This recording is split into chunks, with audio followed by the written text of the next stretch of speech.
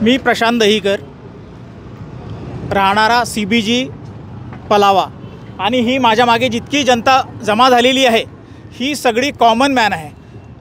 हे लोक कल्याणशीळ फाटा ते इकडे कटाई नाका आणि त्याच्याही समोर सगळ्या ठिकाणी राहतात। सगळेजण ट्रॅफिक इश्यूने त्रस्त आहेत। बॅनर्सवर जितके काही लिहिलेलं आहे ते एकदम साध्या गोष्टी आहेत, सगळ्यांना समजतील, एका लहान मुलालाही समजतील तशा आहेत, ज्या केल्याने ट्रॅफिक कंट्रोल होऊ शकतं, पण त्या शासनाच्या लक्षात येत नाही आहे। आजचा जे रॅली आहे हा फक्त रोड शो आहे आणि याच्यामध्ये काहीही प्रोटेस्ट आपण करत नाही आहे, पण जे बॅनरवर लिहिलं त्या साध्या गोष्टी शासनाच्या लक्षात आणून देण्यासाठी आपण रॅली काढतो आहे। माझं नाव नितीन रामदास सावंत आहे। गेले 8 वर्ष मी कासारी व पलावाचा रेसिडेंट आहे। आज तुम्ही बघितलं असेल की गेल्या 8 वर्षामध्ये येणाऱ्या कल्याण डोंबिवली रोडवरती कंटिन्यू कन्स्ट्रक्शनचे काम चालू आहे। त्याचबरोबर या कामाबरोबर त्यांनी कोणतीही डेव्हलपमेंटचे रोड डेव्हलपमेंट असेल किंवा ट्रॅफिक सिग्नल्स असतील असे कोणतेही नियोजन केलं नाही। पलावमध्ये राहणारे रेसिडेंट हे नॉर्मली एक जॉब वर्कर्स आहेत किंवा सर्व्हिसवाले आहेत, ज्यांना इथून मुंबईला डेली बेसिसवरती ट्रॅव्हल करावं लागतं।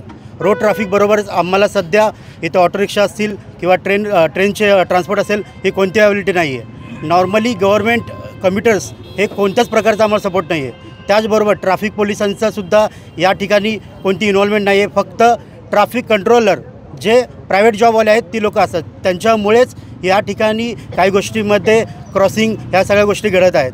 तर आम्हाला त्यातून एकच विनंती आहे की गव्हर्नमेंटने लवकरात लवकर याची दखल घ्यावी और या ठिकाणी ॲटलिस्ट सुरुवातीला सिग्नलची व्यवस्था करून द्यावी आमच्यासाठी।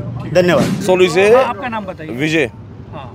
मैं पलावा में रहता हूँ और घनसोली से जो मात्र 8 किलोमीटर है यहाँ तक घनसोली स्टेशन से, आजकल 2-2 घंटा लग रहा है यहाँ पर पहुँचने में, और 1-1 घंटे का सिग्नल तो हमने कभी देखा नहीं है। शीलफाटा पे 1-1.5 घंटा रुकाते हैं, क्यों रुकाते हैं पता नहीं। अगर वो टाइमली सब जगह ऑपरेट करे सिग्नल्स, यानी 2 मिनट इधर 2 मिनट उधर 2 मिनट सब चारों तरफ से छोड़े तो ट्रैफिक स्मूथ हो सकता।